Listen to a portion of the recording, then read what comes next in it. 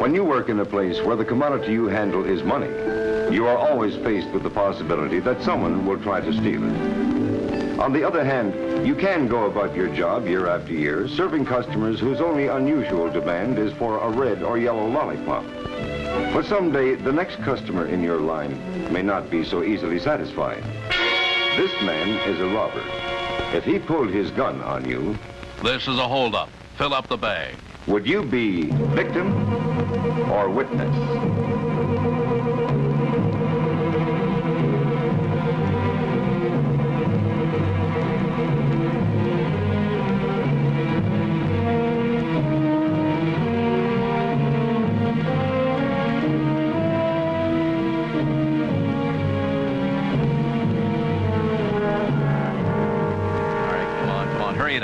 The odds have caught up with you. You are being held up. Don't set off any alarm. What do you see and what do you do? You got a buddy watching you. How would you meet your responsibilities? Do you black out, seeing only a featureless hold-up man with a gun? Or do you see a man about 5'11", dark brown hair, heavy build, wearing a black suit? Do you notice that he is carrying a snub-nosed revolver in his left hand? Do you follow him to see him drive off in a light green Buick driven by another man? Do you see even part of the license number of the car?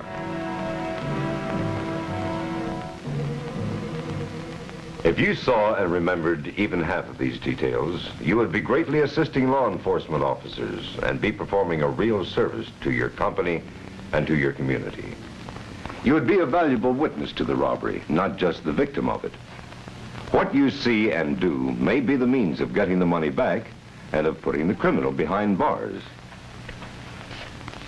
An alert description of the bandit and of his actions can give the police and the FBI the start they need to catch the robber. If you saw only a bandit with no features except a gun, if fear and panic were blurring your vision, then you have failed your responsibility as a citizen. Any hint at all helps the authorities to narrow the head start a robber has who runs out your door. He is trying to lose himself fast. The police must find him fast. Where should they look? The streets are full of men. Which one is the robber? Are the police to look for a man on foot? A tall man? Was he fat? Skinny? Was he a blonde? Does he limp? Or was he wearing a coat?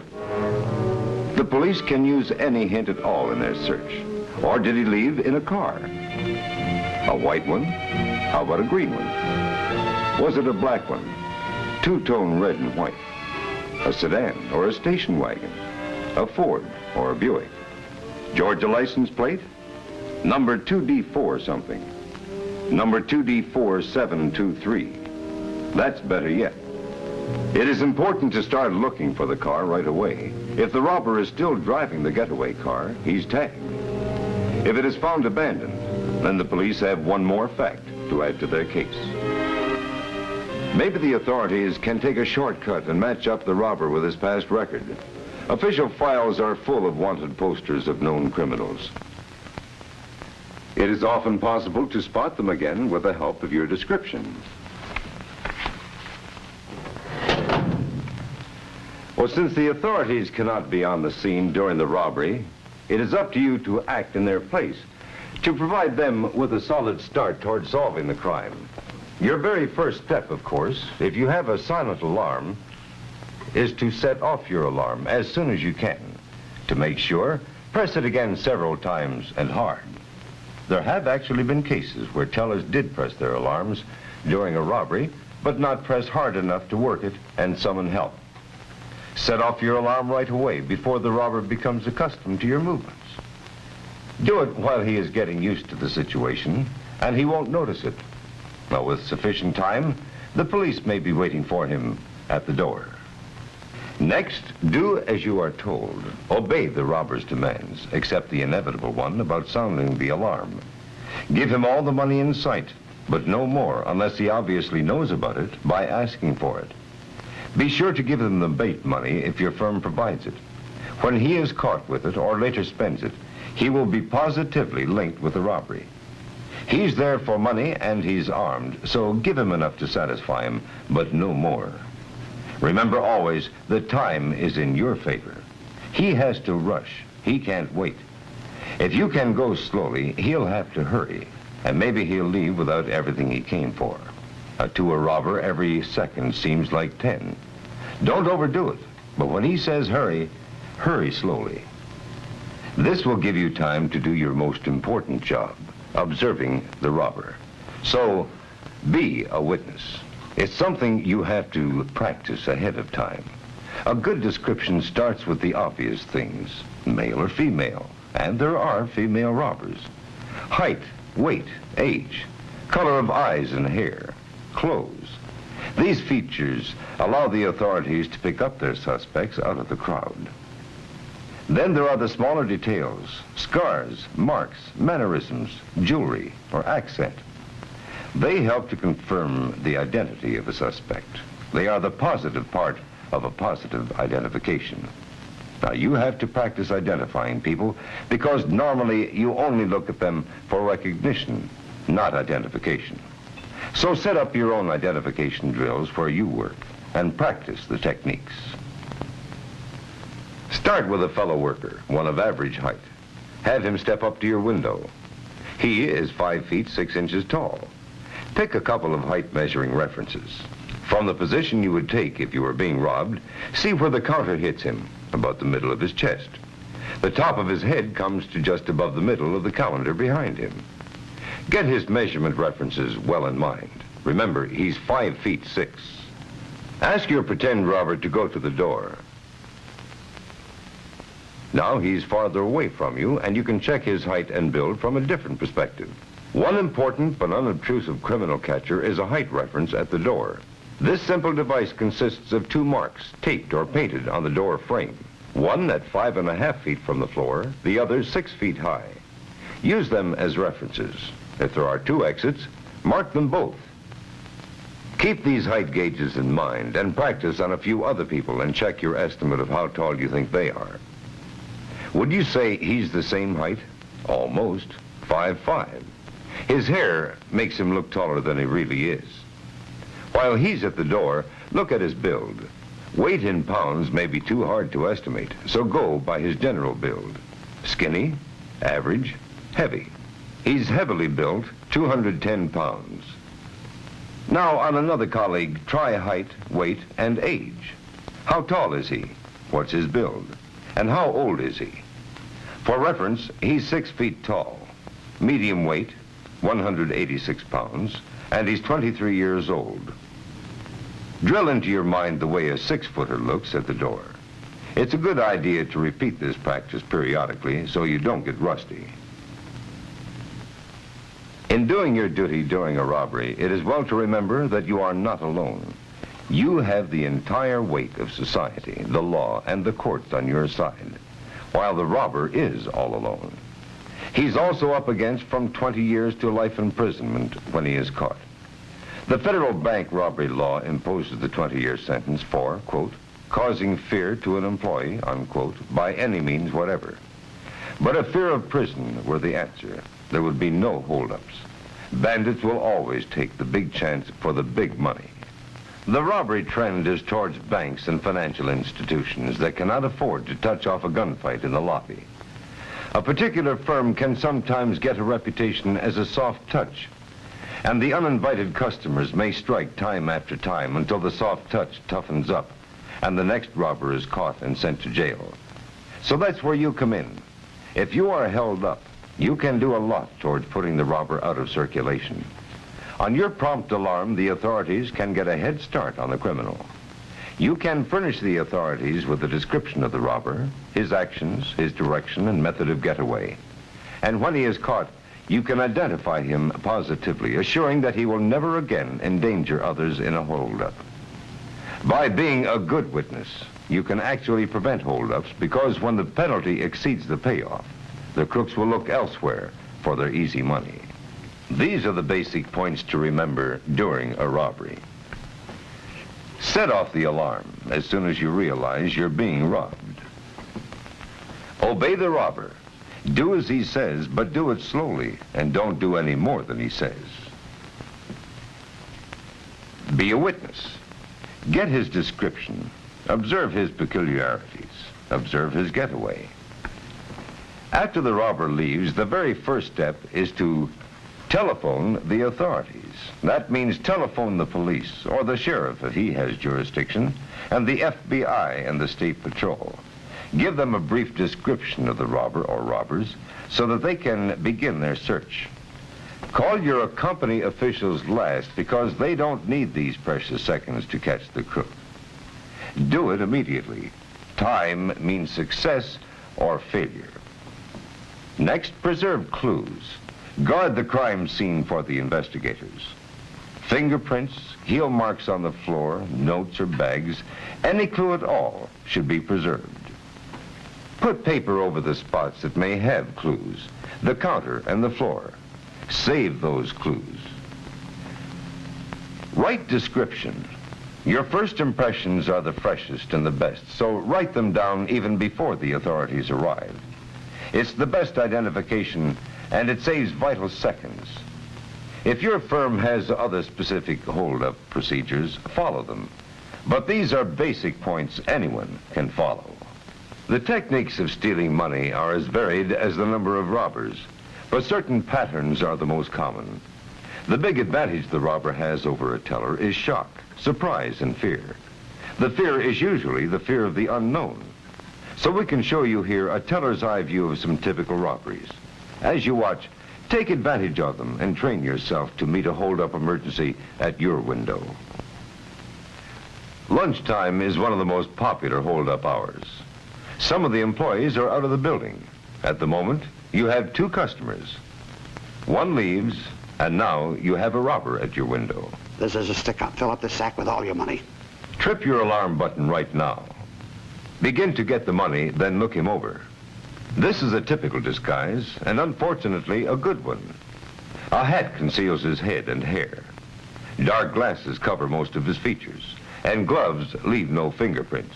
After he leaves, he can remove his disguise in an everyday manner without attracting attention. Height and build. 5', 6.5", medium build. Look under his hat for hair coloring. What you can see of it is sandy gray. Sandy gray hair. He's about 55 years old. You can see his mouth and nose because they are not covered. What else can you spot? The gloves are brand new, maybe bought just for this holdup. He's leaving now. Take a look at him from a distance so you can identify him in a lineup later.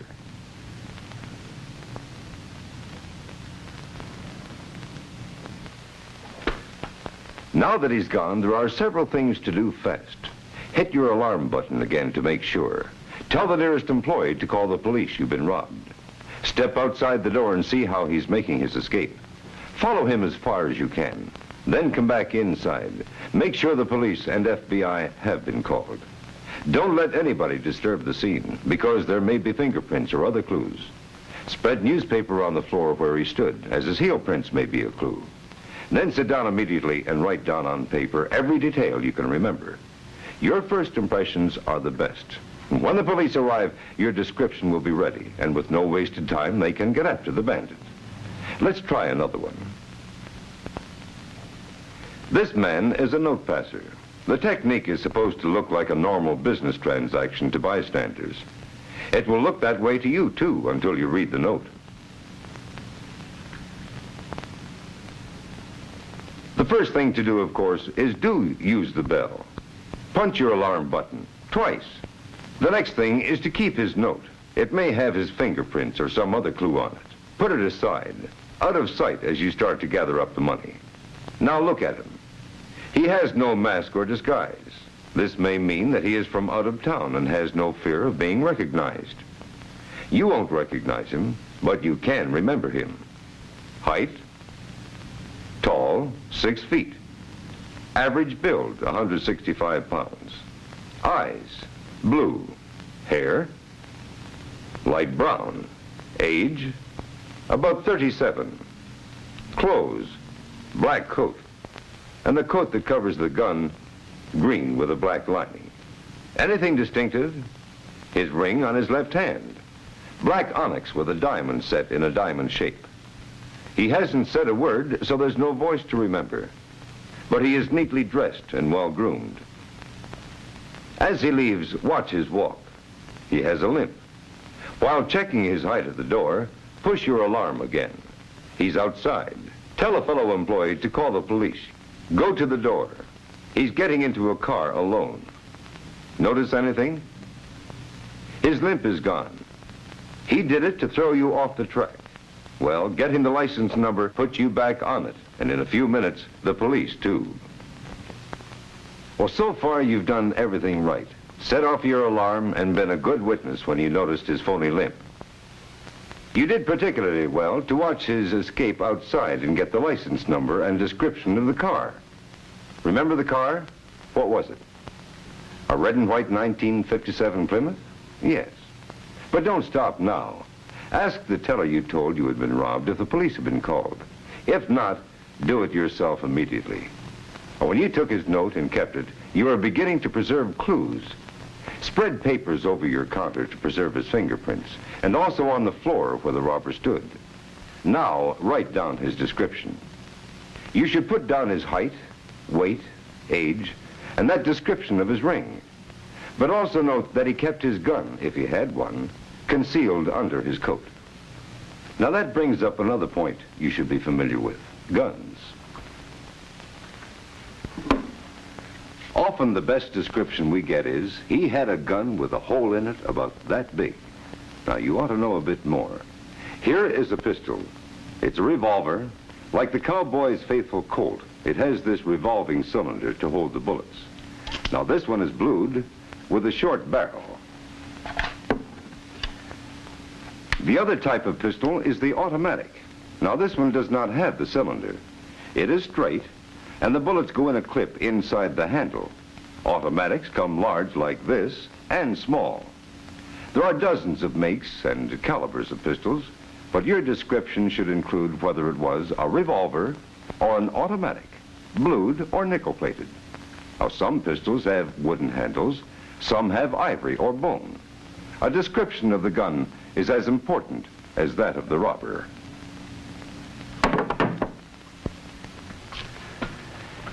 You can now tell the police the type of car he left in, all are part of the license number, and among other things that he put on a phony limp. To you, this may be an isolated fact, but to the police, it may well be the identifying method of operation, the trademark of a known robber. These facts are your way to help get the money back, even though you could not prevent its being stolen. Robbing financial firms once was the trade of the organized, ruthless gangs. Men like John Dillinger or Babyface Nelson went in shooting. Crime was their profession. Murder was an incidental sideline. But today, the robbers are more likely to be amateurs. There is no subtlety here, no note, no concealed gun. When everybody is to be held up, everybody has to know about it. All right, there's a hold-up. Stay away from the counter. Don't anybody set off any alarm. That's your cue for the alarm. Don't put your hands up. Just look natural. Okay. Now the situation is different. There are three men Let's move to it, watch. please. Try to get an impression of all of them, but concentrate on the ones nearest you. Watch it. Get them down pat. The one picking up the money is closest. Size him up. He has blonde hair and wears horn-rimmed glasses. 5'9", slim build. His back is toward you, so look for details there. He has muddy shoes. File that away. The leader is tall and skinny. He has dark hair and deep-set eyes. That gun he's waving is a big nickel-plated revolver. Okay, fine. Everybody down on the ground and stay there for about 10 minutes because I got a friend outside with a Tommy gun gonna see to it you do. Now take a discreet peek over the counter, and then without confusion, get three things done and done fast.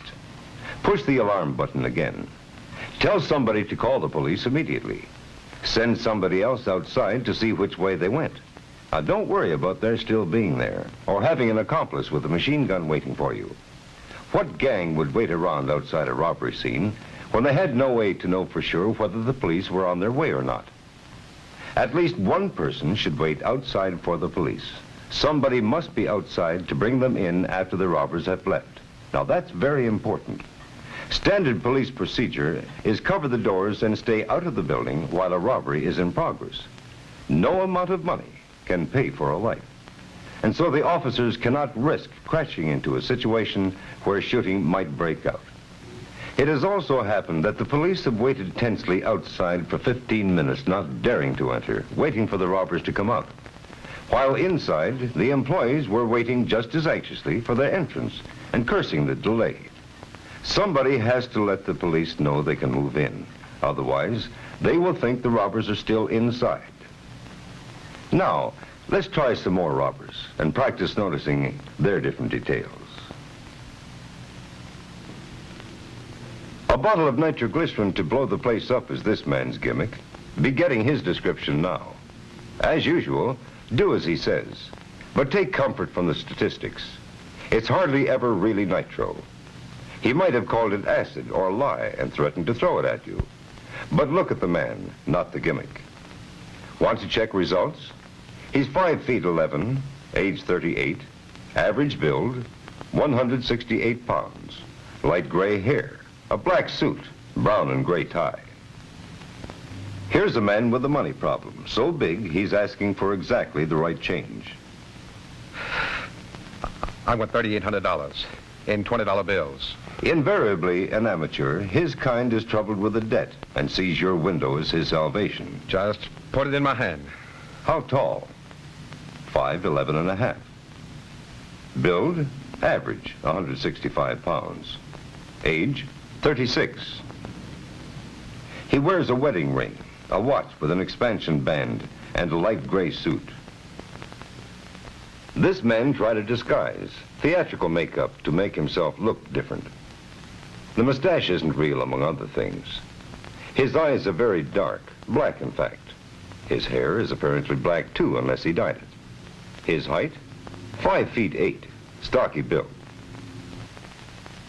Here is a disguise that the bandit can take out on the street without arousing undue suspicion, but it still covers his features. The idea is to make you think he has a badly cut face under those bandages, but most likely it's just skin. How tall is he? 5 feet 11. How heavy?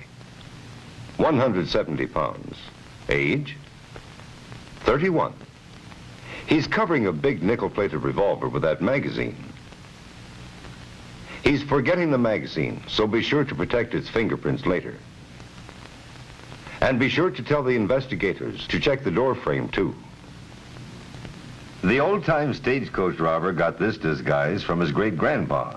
The trouble with it is, it's very conspicuous, but it still does its job. You can still get a height, build, and eye color, plus other details. Now, if you said 6 feet tall, blonde hair, 40 years old, 179 pounds, heavy set with blue eyes, the police might know whom they are looking for. Be sure you get this witness's name, too. These have been some of the unwanted customers that drop in at banks, savings and loan associations, and loan offices. Your identification of them, plus your calm, effective action during and after a robbery, can mean the end of their criminal careers and the end of the current wave of financial institution robberies. During and after a robbery, keep your head. Follow your firm's hold-up procedure, if one has been set up. If there is no procedure, or special circumstances occur to make them unworkable, rely on these basic steps. During the robbery, turn in the alarm. Obey robber's directions, giving only obvious money, including the decoy bills. Be a witness. After the robbery, telephone the authorities. Call the police and the FBI. Preserve clues and guard the scene. Write down description, and when they arrive, assist investigating authorities. If you do these things, you'll be a witness, not just a victim. You'll be doing your part to stop the current robbery wave. And just for practice now, let's go to a lineup of suspects and see how your memory is working. In a real crime, you would later have the same duty at police headquarters. How many of these men can you identify? Take your time. Look carefully. These three should look familiar. You've seen them all before. The man on the left, did he hold you up? The middleman next, how about him? And the one on the right? For a hint, one was the man with the bandana mask. One had the bottle of nitro. The other had the bandaged face. This man used the bandana disguise. He had the bottle. And he had the bandages. How is your score? Would you have done well in a police lineup? On this lineup, one of the men is a ringer. What about the others? Were they the hold-up gang? You're getting warm. Right and left were members of the gang, the leader, and the lookout. Which one is the ringer? The man on the right is the producer of this film.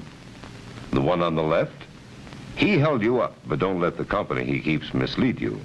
He wasn't in the gang. He wanted the $3,800. 4 more suspects. Who are they? Remember the man with glasses, hat, and gloves? He's one of these 2. Is it the man on the left or him? It's the other one. Here's your bandit minus hat, gloves, and glasses. Would you have spotted him? How many recognized this other man? He was the first one you saw, the robber who opened the film and furnished the background for the titles. How about the other 2? First, this one. Height, build, face. He is the one with no disguise who passed the note and put on the phony limp as he left. Now the last man. Was he one of the gang or the one disguised with theatrical makeup? He was the cameraman of this film. You've never seen him before. Let's look for specific men now. Remember the man with the theatrical makeup? He's one of these 3 without it. But which one? Number 1? Number 2? Or number 3? He is number 1. Now the third gang member, you saw a lot of his back. Which one? You're right if you say number 3. Who is the man in the middle? Now look closely. He wasn't in this film at all. But maybe someday he will stop at your window with a gun or a note or a threat. When he does come by, do your duty to your job and your community. Your calm identification will leave no question as to whether you will be victim or witness.